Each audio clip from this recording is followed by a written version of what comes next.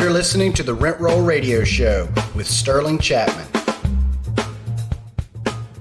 Hey, Rent Roll Radio listeners, welcome back to the show. As always, I'm your host, Sterling Chapman. We're joined today here by John Okocha. He is the Vice President of Acquisition at Elevate Commercial Investment Group. Tell us your story. How did you get where you are? What did you do before? How did you get interested in real estate, and what you got going on today?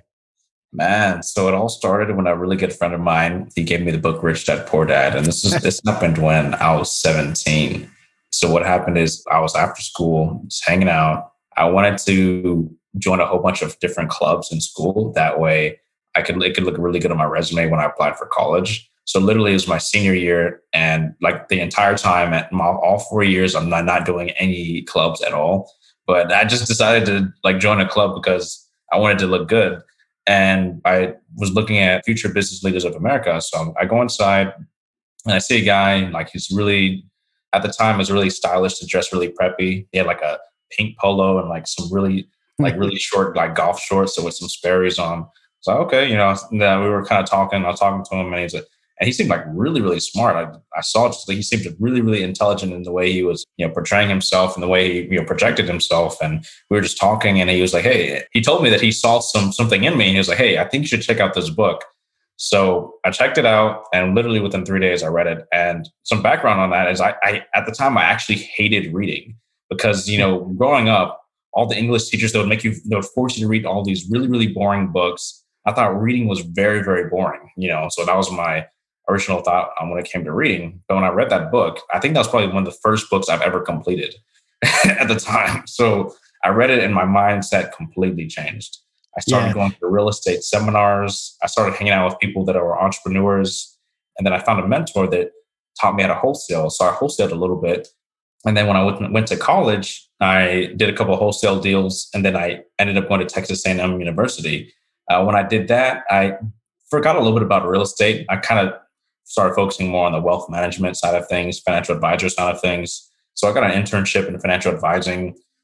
And then I discovered pretty soon, hey, I'm not supposed to do this. This is something that I'm not supposed to do. I want to pursue real estate. And, it was actually a really good friend of mine that asked me the questions hey, John, what do you want to do? And I was like, I want to do real estate. It's like, well, you need to do that right now. You don't need to wait. You need to do it right now. So I took his advice and just basically just quit a couple months after that. I got my real estate license, and then I started selling investment properties to investors, people who were looking to fix and flip and people who were looking to buy and hold. So when I was doing that, I met another investor who looked and saw what I was doing and was like, hey, instead of selling me properties, why don't you buy properties for me? And I was like, oh, I'll think about it. And then he was like, well, what I'll do is I'll pay you more than what you're getting paid right now. I was like, oh, well, I think I'm done thinking about it, right? So I decided to join him, and I was working with him there, and I bought over 20 properties within the first 8 months, broke all the records in the company and everything like that. Basically built a division that spoke specifically to wholesalers. And one of the wholesalers that I was speaking with, I bought maybe 4 deals from him. And I had a really good relationship with him, and with some of his workers as well. And what happened is I decided to leave that company and start my own company that was going to strictly do wholesale and just kind of figure it out from there, and eventually get into multifamily, because my end goal was always to get into multifamily. And I later discovered that I really wasn't interested in single family. I was driving for dollars. I made a list of about 1,000 houses. So I drove all throughout South Dallas, Oak Cliff, and I looked at all the houses that looked bad, and I typed out the address for at least 1,000 houses, and then I was planning on skip tracing them, and then I was going to call every single one of them to get a deal. That's what I was doing. So literally driving for dollars. I did that, got through that, and I was like, man, I do not want to do this. I was like, man, I do not want to do this. And at the time, one of my friends that was working for the company, the wholesaling company, she told me, she's like, hey, we're actually looking to hire someone. And I was like, hey, I'm not interested. I'm not interested in single family, at all. But she kept with it. She kept asking me about it. She kept asking me hey, I think you should join our team. And I was like, I'm not interested. A month later, she asked again. I said, hey, I'm really not interested. And I think maybe 1 or 2 weeks after that, she was like, hey, I'm actually going to be in town. Would you like to grab lunch? Well, yeah, sure. We can grab lunch. And we're eating, I'm eating my food. She's eating her food. And I remember her eating her salad. And then she takes a bite and she kind of looks up at me. And she's like, "Hey, John, I really think you should consider like joining us." And I'm like, "Okay, I'll talk to the guy. I'll think about it. Like I'll talk to him because you asked me. I'll talk to him." So I'm on the phone with him, and he's like talking about all the leads that they get. So, "Oh, we get all these leads.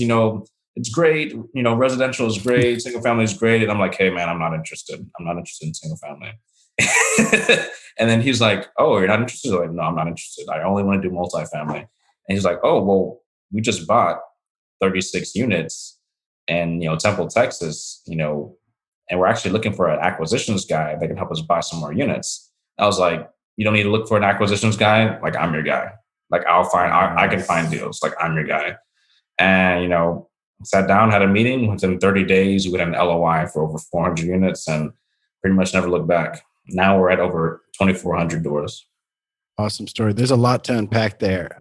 So I cheated a little bit and I listened to a few minutes of your podcast where you were on, was it the real estate investment experience with Chris and John?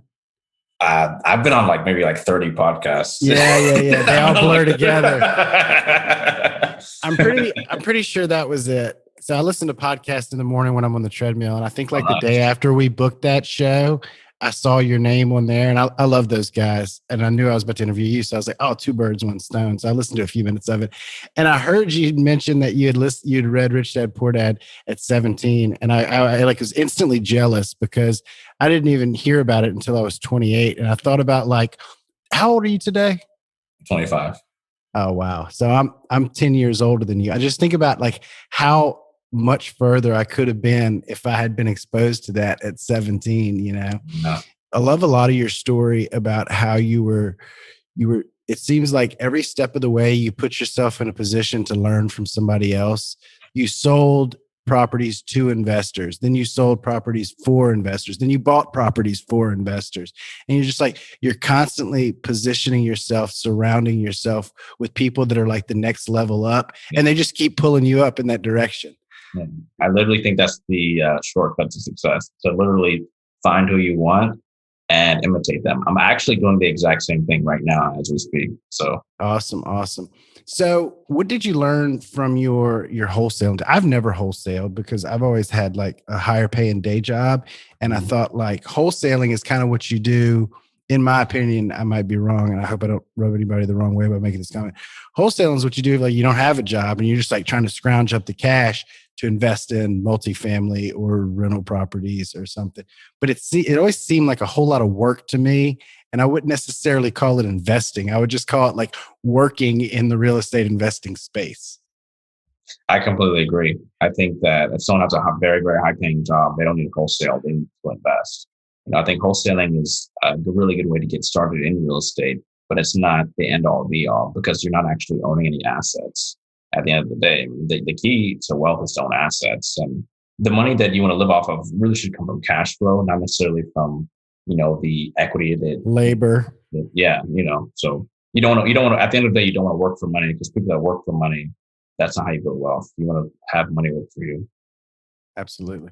I wish I knew more wholesalers that did a good job at wholesaling because I need more deals. And you described driving for dollars and writing down all those addresses. Man, I did that shit for 2 days and I was like, not me. Exactly. I did it for a whole week. Just driving through Oak Cliff, South Dallas, all these players, all the places that are starting to gentrify and all that stuff. Just driving through there, looking to see if I can find. I even drove into some pretty dangerous neighborhoods too. Yeah. Yeah. So you'd mentioned that you went into, you called it, was it wealth management or as a financial advisor? So I don't know what that entailed or what you didn't like about it, but I can tell you my experience. I was a financial advisor, right out of college. And really all that meant was I cold called people to sell them insurance. Exactly. Exactly. Exactly that. You're the expert, but the only reason why you're an expert is because you know a little bit more than the person in front of you. That's really it. You're just a salesperson. Yeah. That's literally it. You're just selling insurance and selling, Warren Buffett said the S&P 500 is the best thing in the world. so you should invest in the S&P 500. That's literally what all every single meeting you have. That's really all it is. It's like, oh, you make this much, you need this much in insurance, and you want to make this much. Well, we offer this product, and it's like the same product almost for everybody, you know.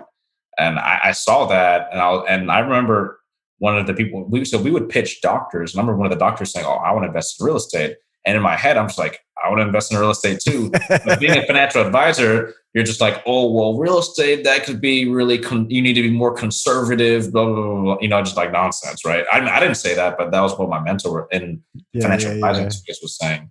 So I heard what they were talking about, like about real estate. I knew that they didn't know what they were talking about. Yeah, I have some really good friends that still work at the insurance company that I work for, and once in a while, and I have some like term life insurance with them. Once in a while they'll try and like call me to convert it all into whole life. I'm like, no way, bro. Just get it, move on. Like if I had an extra couple $1,000s a month to dump into something, it's not going to be whole life insurance. You know what I mean? Yeah. It's going to be what you're an expert at. That's what you put your money into. Yeah. Tell us about Elevate and kind of what markets y'all are in, what y'all are looking for. And I'd be interested, not that it matters. And if you don't really want to discuss it, that's totally fine too. But kind of what your relationship piece is there. Are you like, do you get part equity in these deals that you're finding, or you want a salary with them, or? Yeah, I'll dive into all of that. So Elevate. So what we do is we buy C and B multifamily properties across the southeastern part of the United States. We're heavily focused in Texas right now, primarily Houston. We have about 1,400 units in Houston right now. Oh wow! So that's where we're primarily based as far as like most of our properties. But we just closed on a deal in Augusta, Georgia last week. Okay. So there's that. I just closed on a deal in Georgia last week. Oh, nice! That's cool. Yeah, I'd love to trade notes. Yeah, I mean, we own in Augusta, Texas, Oklahoma, South Dakota.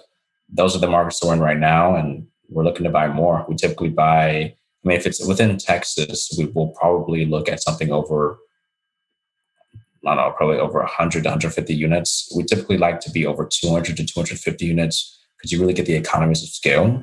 That's pretty much what we do. We do the value add. We have our construction company, so we have our construction company in-house. And typically we'll work with a GP that has their own property management company.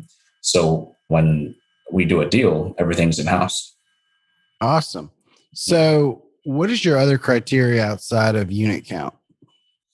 Yeah, we look for population growth. Typically we go to cities that have at least 100,000 in population. We also look at the diverse market. We look to see what kind of job growth they're having there, and if there's any job growth there. And also another big thing is the state landlord-friendly. We're probably not going to do a deal in California. Or places like that. So talk to me a bit more about Texas, specifically Houston, if that's where you're located. I love Houston. I lived there in high school and I go there all the time. I'm in South Louisiana, if I didn't tell you. So I'm a 4-hour drive from Houston. Oh, nice.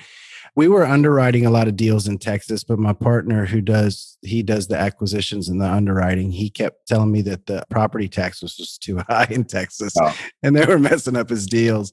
The other thing that because I found a Houston deal I liked the other day and I brought it to one of our partners and they were like concerned. And this is having lived in South Louisiana my entire life, I completely understand this concern. Their concern was that the industry was too heavily weighted on oil, and that when we look for markets with job diversity, the Gulf South is just, I mean, being in South Louisiana, I could tell you that anything between Thibodaux and Lake Charles is going to vanish if there's like some large impactful event in the oil industry. And what would be the impacts of that in Houston, and kind of how do y'all address that risk? And is that something that y'all look into on a daily, or do you have any feedback on the topic? Yeah, I'd say the biggest thing with that would probably come down to the submarket. If your apartment complex is within an area that there's a lot of jobs that aren't necessarily connected to oil, there's an apartment deal they're working on right now where you have Amazon, you have Coca-Cola, you have UPS, like major employers in that area that, when it comes to jobs and job security, your tenants could be from those major employers. I think when it comes down to that, that's really basically what we look for. That way we are able to not be as focused on the oil sector. And another thing is we like to have next to hospitals as well. That we can have more of an influx of nurses as well. My wife's best friend lives there because she works in a hospital. Yeah, exactly. She moved there because they make a lot more in the hospitals there than they do here. Are y'all seeking off-market opportunities, or y'all strictly doing broker relationships? Actually, some of the deals that are coming to us right now are actually from other GPs that are looking for somebody who are looking to partner on a deal with. Because with a big name, with a construction company, they know that we have equity investors that would like to invest with us. So that's how a lot of our deals have been coming recently. But our big deal that we've closed came from a broker in Houston. Those 1,275 units that they sold it to us. We had a really good relationship with him, and we both went to A&M. So I went to Texas A&M University. He went to Texas A&M University, and I just paid attention. After we closed the deal, as long as it's okay, like maybe like buying them a little gift or something, like fishing, buying them like a fishing rod or something like that, or like a bait, whatever's normal and okay to do. You've bought a broker a fishing rod before? That's unique enough. But he didn't know I was paying attention. He didn't know that I knew that he liked fishing. He didn't know that. Yeah, no, that's awesome. And when he saw that, it literally like 2 months later, he sent me like an off market deal for like 3,000 units or something crazy like that. Yeah, like a month later. So I love it. It's really, and another thing is that I've realized, and just I guess in psychology and all that, you have to find what they call what someone's currency is. Like, what is something that... What's their love language? Yeah, their love language. Like, what is something that is impacting them right now? What is something that they are most interested in? I met with this huge Dallas operator a couple of months ago, and he has this tequila brand. And, I asked myself, like, if I'm trying to work with him, what is something I can do that will be impactful to him? And it doesn't necessarily need to be high monetarily or something like that. But it's like, well, he said this is what he's passionate in. He said that this tequila brand was his passion project. I was like, okay, well, if I can do something for him for his tequila brand, that's probably going to have a lasting impression on him because that's what he's passionate about. So I think it's really just about paying attention and then seeing what people are talking about. People will tell you what you need to do in order to sell them. They'll literally tell you. You just have to pay attention. Absolutely. That's awesome advice around basic emotional intelligence that so many people out there lack today. So what does a partnership between Elevate and another group look like? I'm asking, we're a young up and coming group and we can find deals, and sometimes we find deals that are bigger than us, that we need a rock star group like yours to partner with. So what do y'all bring to the table? What do y'all look for others to bring to the table? What kind of splits do y'all look like? And what's your capacity? It's a really good question. I'd say every deal is different, but typically what we do for our investors is we do a 2x equity multiple, and we typically like to be out around 3 to 5 years. So those are the kind of deals that we're looking for. I mean, if we're things that pencil out to that, typically we write 8% cash on cash or higher than that. But if you guys have a deal like a rock star deal, I mean, we can make something happen. Basically, what happens is typically depending on the strength of the sponsor group, they'll bring some equity to the table. We'll bring some equity to the table. We have our construction teams; they can take care of the construction and they take care of the capex. And it really just depends. Really just depends. Like if there are any holes in there, like we either can fill them ourselves, or we can bring somebody else in the deal that can fill them. Awesome. Well, that's definitely something to keep in mind. Everybody's looking for a good, stronger partner to take down kind of deals. That's how we got started. Yeah. And now you're at 2,400 units, you said? Yeah. Awesome. So what is next for you, John? After your partnership, with Elevate Cap, I mean, I assume that it's an open relationship and they understand that one day you're going to move forward and blossom on your own. What does that look like for you from a timeline perspective and just from an overall vision? That's a really good question, man. So I'm just absolutely obsessed with hedge funds, like the whole hedge fund world, how they make money, that compound interest. I'm just absolutely obsessed with that world. And for me, the next step for me would be to launch my own blind pool and invest in operators that really, really solid operators who can give my investors a really solid return. That's the goal. The goal is for me to build a $1 billion fund. The goal is for my first fund to be a $1 billion fund. And then after that, just to keep going. That's my goal. Nice. No doubt you'll get there for sure. So real quick, I just want to hop to our radio round where we help our listeners get to know you a little bit better. We just have a couple questions. So the first one is, what's your favorite book? And don't say Rich Dad, Poor Dad, because everybody says that. So there's a book that I'm reading right now that I feel like has had like a pretty big impact on me. It's called Homeless Man to Billionaire. It's by, I believe his name is Andreas, and then I can't remember his last name. Reading it, and it basically shows how an ordinary guy that was homeless, he was in Thailand and turned into one of the biggest developers in Thailand, worth billions of dollars. And it talked about how what he's read that's had a huge impact on him. He talks about the law of attraction. And one of the biggest things that I learned listening to this book is that, everybody knows about the law of attraction. Everybody knows about, Sure. putting out good energy, you attract who you are, et cetera, et cetera. But reading that book made me understand that there are some people who can use the law of attraction better than others. There's some people who are better at the law of attraction than others. And there are different frequencies, and there are different like playing fields that different people operate at. And it made me understand and learn more about what it takes and what I need to do in order to operate as a high frequency as much as I can in order to attract the people I want to do business with, and laying that foundation. So that's been a pretty interesting book that I've been reading so far.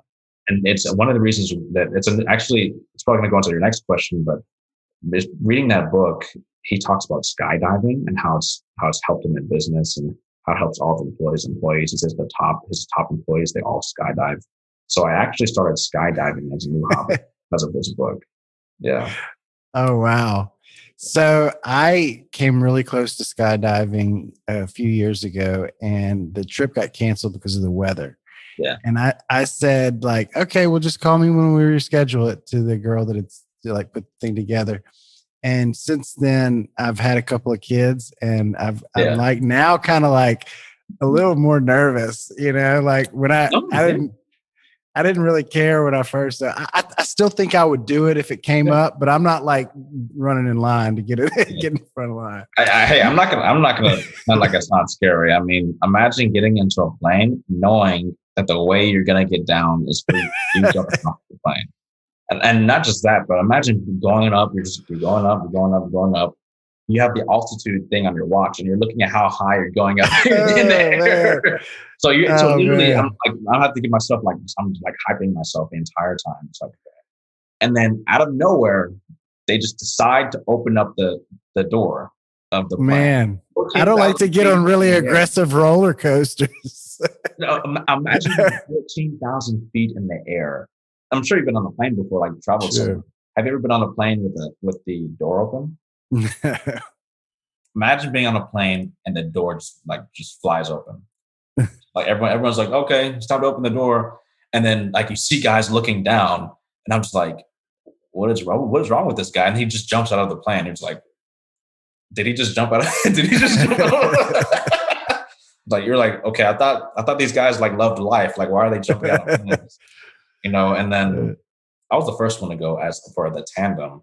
And yeah, we get close to the plane, and oh man. Yeah, I just remember it. And the person, my instructor, because I'm strapped to my instructor, like I'm strapped to them, and they're just like, okay, we got to get close. Put your feet on the edge. And I can't look down. I'm so scared that I can't even look down. I can't look down. I'm just like this the entire time. And she's like, okay, 1, 2, and then we push off. Like, she doesn't even say 3. She push off because they know if they say I prefer it that way. Yeah. So we pushed off, and I'm just like I'm about to die. I'm about to die. I'm about to die, right? We're going down. Then we reach like our peak speed, like 120 miles per hour. And it's just like bliss. Like it's just a blissful feeling. Yeah. It's like you go from I'm about to die, I don't know what I'm doing, to like just absolute like bliss. Like you're falling and then you see like the horizon, you're seeing everything down. And like, it's just a lot of air in your face. That's really it. Just a lot of air in your face. And you get to move in the air and all that. And then after a little bit, like, she tells you to check your odometer because she wants you to pull the parachute. She'll pull it if you don't. Yeah. And she tells you to pull it. So, I didn't pull it the first time. Second time I pulled it. And then you look at your altitude watch. As soon as it hits 6,000 feet, you pull the parachute. So we pulled it, and then like you're just floating for like 8 minutes. You're literally floating, and you're 6,000 feet in the air, floating down. Yeah, it's pretty intense. I'm not gonna lie, it's pretty intense. But once you do it a couple of times, it's not that bad. All right. What's your favorite quote? My favorite quote is from Dan Pena. Once you become fearless, life becomes limitless. Okay. I guess that's what ties into the jumping out of a perfectly good airplane. Yeah, that's part of the reason why I'm doing it, because it translates into other parts of your life. Yeah, 100%. Good stuff. What's your favorite thing to do outside of work? Right now, it's skydiving. I figured that. I thought all three would tie together. Yeah. Mm-hmm.